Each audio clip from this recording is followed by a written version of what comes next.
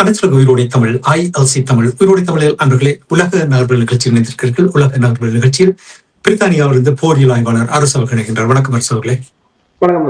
அனைத்து உயிரோடு தமிழ் உறவுகளுக்கு வணக்கம். உங்களுக்கு வணக்கத்தை தெரிவித்துக் கொண்டு இன்றைய உலக நகர்வுகள் நிகழ்ச்சியில் ஈரானுக்கும் அமெரிக்காவும் இடையில் நடைபெறுகின்ற போரில் இந்தியாவுடைய ஈடுபாடு இருக்கின்றதா என்று இப்பொழுது கேள்விகள் எழுப்பப்பட்டிருக்கின்றது.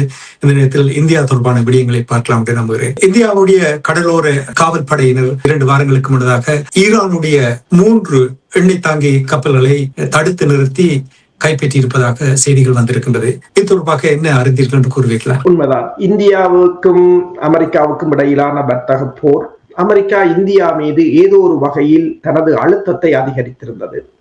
அதை இந்தியாவும் உண்மையில் H1B விசாவாக இருக்கலாம், அல்லது இந்தியா மீதான பொருளாதார தடையாக, அதாவது இந்தியா மீதான வரி உயர்த்தலாக இருக்கலாம். அதை இந்தியாவால் சபை பண்ண முடியாது.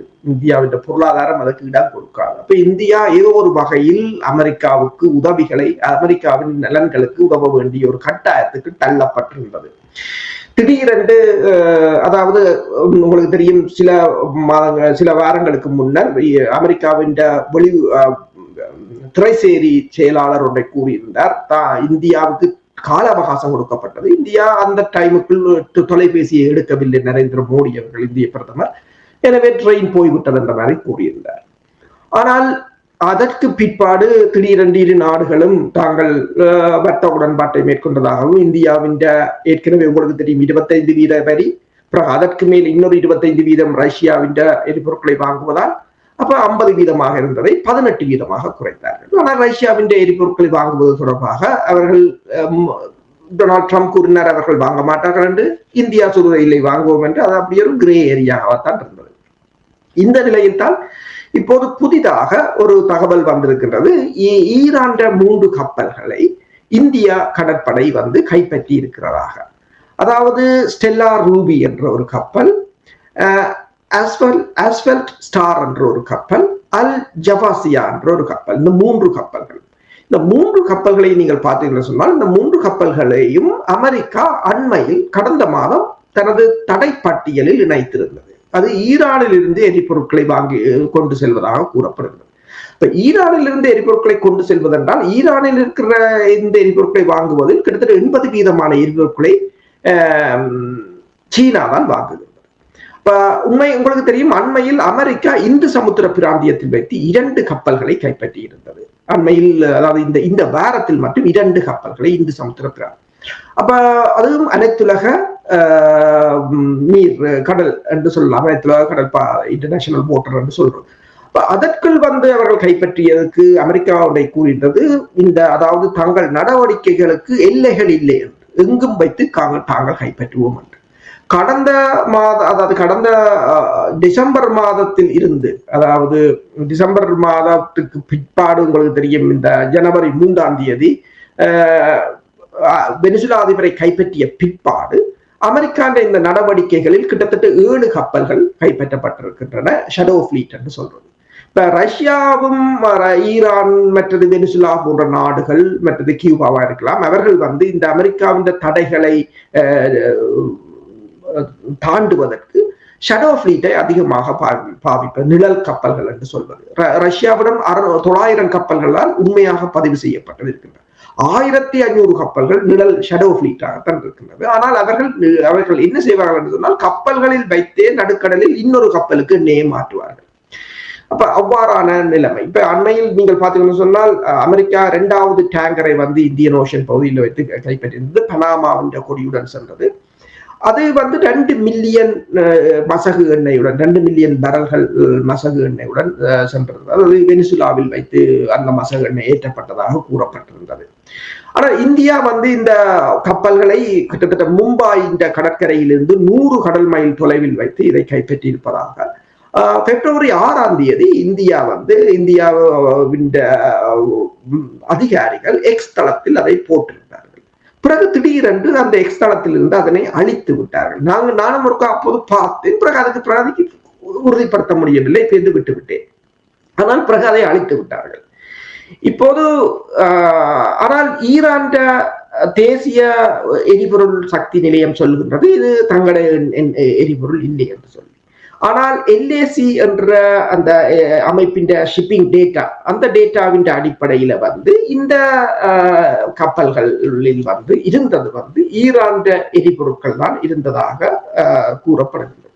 இப்ப இந்தியா இப்போது என்ன செய்கிறது என்ற ஒரு கேள்வி இதில் எழுகின்றது. அதாவது இதை சில ஊடகங்கள் எவ்வாறு போட்டிருக்கிறது என்று சொன்னால், அமெரிக்கா ஈரான் மீதான அமெரிக்காவின் போரில் இந்தியாவும் இணைகிறதா என்ற ஒரு கேள்வியுடன் தான் இதனை போட்டிருக்கிறார்கள் முன்னணியில்.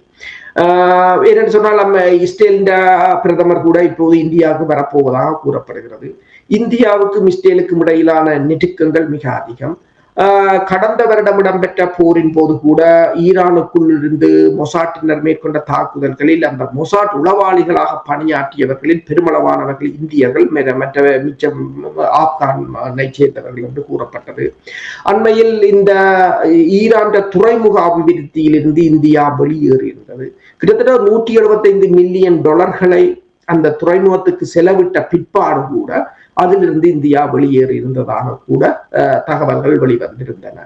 அப்ப இந்த நிலையில் இப்போது இந்த அமெரிக்கா எவ்வாறு கப்பல்களை கைப்பற்றுகிறதோ அதே போல இந்தியாவும் இந்த கப்பல்களை கைப்பற்றுவதில் இணைந்திருப்பது வந்து இந்த போரில் இந்தியா தன்னை இணைத்துக் கொண்டுள்ளதா என்ற கேள்வி எழுந்தது. அமெரிக்காவுக்கும் இந்தியாவுக்கும் இடையே இருக்கின்ற உறவு நிலை படுமோசமாக இருக்கின்றது.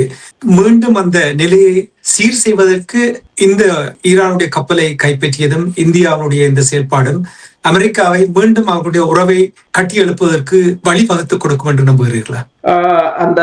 அதாவது அமெரிக்காவின் வரி குறைப்புகளை மேற்கொள்வதற்கு இப்போது இருக்கின்ற இந்த ஜியோ பொலிட்டிக்கல் இஷ்யூ வந்ததால் பூகோள அரசியல் பிரச்சனைகளில் பேலன்ஸ் பண்ண அதை ஒரு நடுநிலைமைப்படுத்துவதற்கு இந்தியா முயன்று வருவது போலதான் தெரிகின்றது. ஆனால் இது வந்து மிகப்பெரிய ஒரு, அதாவது எதிரியும் இல்லை நண்பனும் இல்லை என்ற நிலையில் இந்தியா ஒட்டுமொத்த உலகத்தாலும் கைவிடப்படக்கூடிய ஒரு நிலையைத்தான் இது கொண்டு செல்லும் என்பதை இந்தியா உணரவில்லை. இந்தியாவின் வெளிவார அமைச்சர் கூட அண்மையில் உங்களுக்கு தெரியும், இந்தியாவின் வெளிவார அமைச்சர் ஜெய்சங்கர் ஒன்றை கூறியிருந்தார், இந்தியா சுதந்திரமாக செயற்பட அனுமதிக்க வேண்டும். இந்தியா வந்து ரஷ்யாவுடனும் உறவை பேணலாம், சீனாவுடனும் உறவை பேணலாம், அமெரிக்காவுடன் உறவை பேணலாம், ஐரோப்பிய ஒன்றியத்துடன் உறவை பேணலாம், இந்தியாவுக்கு அப்படி அனுமதிக்க வேண்டும் என்று அந்த மாநாட்டில் பேசியிருந்தார்.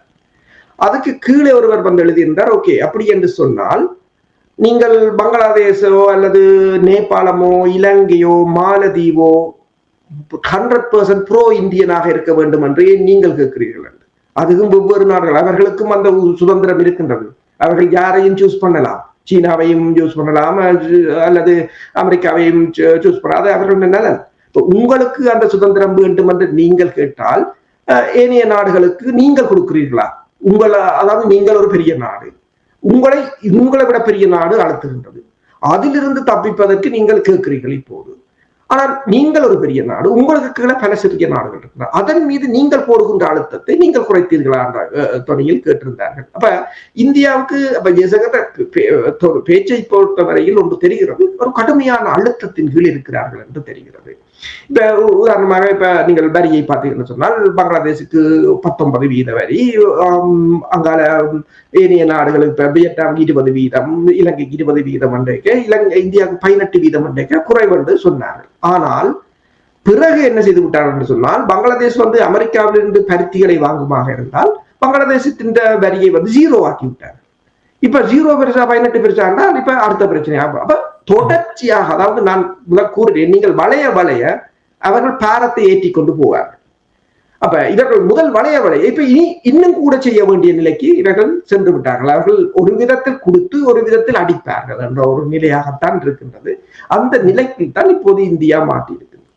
சரி, நிறைவாக இந்தியா அமெரிக்கா நெருக்கம், இந்தியா ரஷ்யா மற்றும் ஈரான் இந்தியா இந்த உறவுகளில் எவ்வாறான பாதிப்புகளை ஏற்படுத்தும் அல்லது எவ்வாறான நிலைமையை ஏற்படுத்தும் என்று கூற முடியும்? உண்மையில் இந்தியாவுக்கு பிரான்சின் அதிபர் இமானுவேல் மேக்ரோன் போயிருக்கிறார்.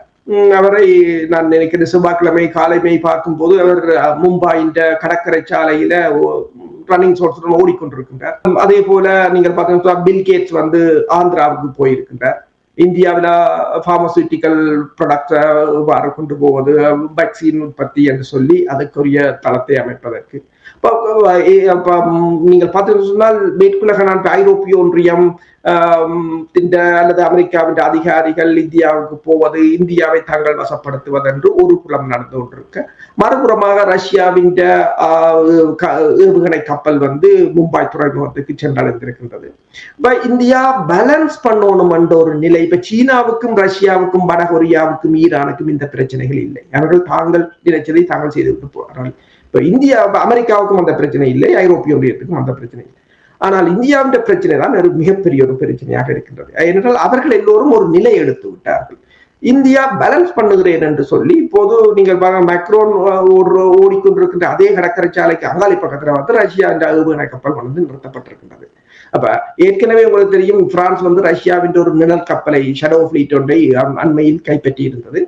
பிறகு இப்போது அதை விடுவித்து விட்டார்கள். தாங்கள் ஃபைனை, அதாவது பல மில்லியன் யூரோக்களை தண்டனை பணமாக பெற்றுக்கொண்டு விடுவித்து விட்டதாக கூறப்படுகின்றது.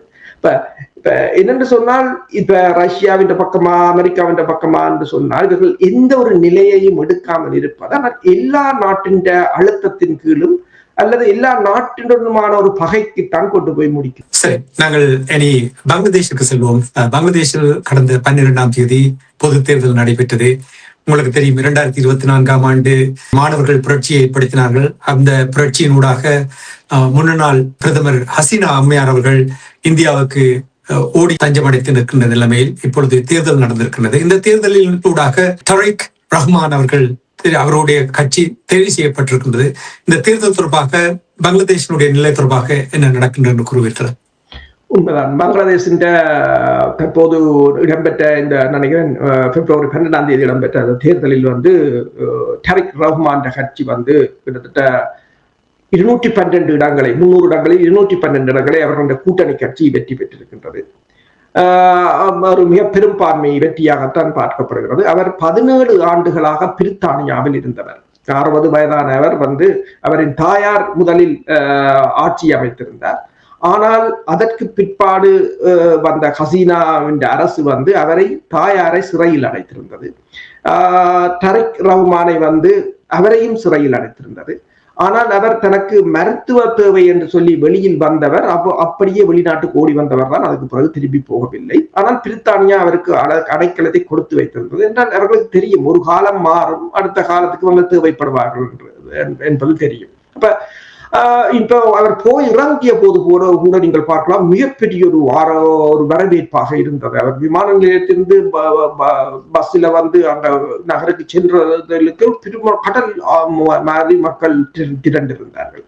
அதே போல தேர்தலிலும் அவர் இப்போது வெற்றி பெற்றிருக்கின்றார். ஆனால் அவர்தான் வெற்றி பெறுவார் என்று இந்தியாவுக்கும் ஓரளவு தெரிந்து விட்டது. எனவேதான் கடந்த டிசம்பர் மாதம் ஜெய்சங்கர் அவர்கள் அதாவது அவருடைய தாயார் வந்திருந்தார் டிசம்பர் மாதம். அப்போது தாயார் வந்ததுக்கு ஜெய்சங்கர் அவர்கள் அங்கு போயிருந்தார்கள். போயிருக்கும் போது ரஹ்மானுடன் ஒரு நல்லுறவை பேணுவதற்கு முயற்சிகளை மேற்கொண்டிருந்தார். அதே போல நரேந்திர மோடி அவர்களும் இப்போது அவர் பிரதமராக தெரிவு செய்யப்பட்ட பின்னர் அவருக்கு வாழ்த்து செய்தியை நரேந்திர மோடி அவர்களும் அனுப்பியிருக்கிறார், அவர் அரசு தலைவராக தெரிவு செய்யப்பட்ட பிற்பாடு. ஆனாலும் இப்ப நீங்க பார்த்தீர்கள் சொன்னால், அதாவது இந்தியாவால் தான் அவர் 16 வருடம் வெளிநாட்டில் இருந்தார். இந்தியாவால் தான் அவரின் தாயார் ஜெயிலில் இருந்து இறந்தார். அவரின் எதிர்ப்பாளரான ஹசீனாவை இப்போதும் இந்தியா தான் பாதுகாத்து வைத்திருக்கின்றது. இப்போ இந்த நிலைமையில் சிலர் எழுதுகிறார்கள், இந்தியாவுக்கும் பங்களாதேஷுக்கும் இடையிலான உறவுகள் மலர்ந்துள்ளது அப்படி இப்படி என்று எழுதுகிறார்கள். ஆனால் அந்த அரசை பார்க்கும் போது ஒரு ப்ரோ பெஸ்டாகத்தான் இருக்கும். இல்லை என்று சொன்னால் பாகிஸ்தானுடனும் சீனாவுடனுமான நெருக்கங்கள், அதற்கு அடுத்ததாக மேற்குலக நாடுகளுடனான நெருக்கமாக இருக்கும். அதற்கு அடுத்ததாக ஒரு இந்தியாவுடனான பிணைப்பாகத்தான் இருக்கும். இப்ப அந்த மாற்றம் அங்கு கொண்டு வரப்பட்ட மாற்றம் ஒரு பங்களாதேசத்துல ஒரு நிரந்தரமான ஒரு மாற்றத்தை, கிட்டத்தட்ட நான் நினைக்கிறேன் 17, 18, 19 வருடமாக இருந்த இந்திய ஆதரவு அரசை அங்கு அகற்றியது. அதை இந்த தேர்தல் ஒரு இறுதி செய்துள்ளதாகத்தான் பார்க்கிறேன். நீங்கள் கூறும் பொழுது இந்தியாவுக்கு தப்பிச் சென்ற ஹசீனா அம்மையார் அவர்கள் இப்ப நீங்கள் கூறினீர்கள் தரிக் அவர்களுடைய குடும்பத்தோடு எவ்வாறு இந்தியாவுடைய நல்ல உறவு இருந்த என்ற விடயங்களை நீங்கள் இப்பொழுது கூறும் பொழுது இந்தியா பங்களாதேஷ உறவு என்னவாக இனிவரும் காலங்களில் அமையப் போகின்றது என்று நீங்கள் எதிர்பார்க்கிறீர்கள்? இந்தியா இப்போது தனது உறவை வலுப்படுத்த முற்பட்டிருக்கின்றது. எனவேதான் ஜெய்சங்கர் அவர்கள் இந்த டிசம்பர் மாதம் பங்களாதேஷுக்கு சென்று ரஹ்மானை சந்தித்திருந்தார் தாய் என்ற மரண வீட்டின் போது. இப்போது நரேந்திர மோடி அவர்களும் வாழ்த்து செய்தியை அனுப்பி இருக்கிறார்கள். ஆனால் இந்த தேர்தலில் ஹசீனாவின் கட்சியான அவாமி கட்சி போட்டியிடாதவாறு அது தடை செய்யப்பட்டிருக்கின்றது. ஏனென்று சொன்னால் அவர்கள் ஊழலாக இருந்தது, தொடர்ச்சியாக தம்ம பதவிகளை முறைகேடாக தங்கள் அதிகாரத்தை பயன்படுத்தியது, மற்றது ஆயிரக்கணக்கானவர்களை அந்த போராட்டத்தின் போது சுட்டுக் கொன்றது அல்லது படுகொலை செய்ய உத்தரவுகளை வழங்கியது என்று சொல்லி அந்த கட்சி தடை செய்யப்பட்டிருக்கின்றது. ஆனால் அவருக்கு அடைக்கலம் கொடுத்திருந்தாலும் அவர் மீதான குற்றச்சாட்டுக்கள் பங்களாதேசத்தின் நீதிமன்றத்தில் இருக்கின்றது. அவர் மீதான நீதிக்கு புறம்பான படுகொலைகள் தொடர்பானது. அப்ப அவரை அந்த விசாரணைக்கு நாடு கடத்த வேண்டும் என்று பங்களாதேச அரசு ஏற்கனவே இந்தியாவிடம் ஒரு கோரிக்கையை விடுத்திருந்தது. இந்தியா அதனை நிறைவேற்றவில்லை. இப்போது அதுவும் ஒரு மிகப்பெரிய ஒரு பிரச்சனையாக இருக்கின்றது. இப்போ இந்தியா இந்த திருப்பி ஒரு நல்ல உறவை ஏற்படுத்த வேண்டும் என்று சொன்னால் இந்தியா கடுமையாக உழைக்க வேண்டிய ஒரு நிலையில் தான் இருக்கும். என்று சொன்னால் தொடர்ச்சியாக தனக்கு சார்பான அரசை வைத்திருக்கலாம் என்று நினைத்த இந்தியா அந்த அரசு மாற்றப்பட்டால் அடுத்தது என்ன செய்ய வேண்டும் என்ற பிளான் அவர்களிடம் இல்லை போல் இருக்கின்றது. இப்போது நல்ல உறவுகளை ஏற்படுத்த முற்பட்டாலும் அதற்குரிய செயற்திட்டத்தை இவர்கள் இந்தியா முன்னெடுக்க வேண்டிய ஒரு கட்டாயத்துக்கு இருக்கிறார்கள். பிராந்தியத்தில் இன்னொரு மாற்றம் வந்து கொண்டிருக்கின்றது என்பதை நீங்கள் கூறுவதை வைத்து உணரக்கூடிய இருக்கின்றது. நன்றி அரசுகளை நிகழ்ச்சியில் இணைந்து ஈரானுக்கும் அமெரிக்காவுக்கும் இடையில் இருக்கின்ற இந்த முருகல் நிலையில் எவ்வாறு இந்தியா இங்கே இந்த போரில் ஈடுபடுகின்றார் என்ற ஒரு கேள்வி எழுப்பப்பட்ட விடயங்களை, இனி பங்களாதேஷில் நடந்து முடிந்த பொது தேர்தல், அந்த பொது தேர்தலூடாக வந்திருக்கின்ற மாற்றங்கள் தொடர்பான விடயங்களையும் உயிரோடை தமிழ் உறவுகளோடு பகிர்ந்து கொண்டமைக்காக உயிரோடை தமிழ் அன்பர்கள் சார்பாக நன்றியை கூறிக்கொண்டு மீண்டும் இன்னும் ஒரு நிகழ்ச்சியில் இணைந்திருப்போம். அதுவரைக்கும் நன்றி, வணக்கம் அரசுகளே. நன்றி. எமது பார்வையாளர்களுக்கு வணக்கம். மக்களின் குரலாய் ஓங்கி ஒலிக்கும் இலக்கு மின்னிதழ் மற்றும் உயிரோடை தமிழ் வானொலி ஆகிய இவ்விரு ஊடகங்களும் உங்களைப் போன்ற எமது நேயர்கள் நண்பர்களின் ஆதரவிலேயே இயங்கி வருகின்றன. மிக குறைந்த வளங்களுடன் பல இடர்கள் மற்றும் தடைகளை தாண்டி பயணிக்கும் எமது ஊடகங்களின் பணிகள் மேலும் வளர உங்களால் முடிந்த நிதியுதவியை வழங்கி இன்னும் காத்திரமான செயற்பாடுகளை முன்னெடுக்க உதவுமாறு மிகவும் பணிவன்புடன் வேண்டி நிற்கின்றோம். உங்கள் பங்களிப்பு உங்களின் உரிமை குரலாய் ஓங்கி ஒலிக்கும். நன்றி.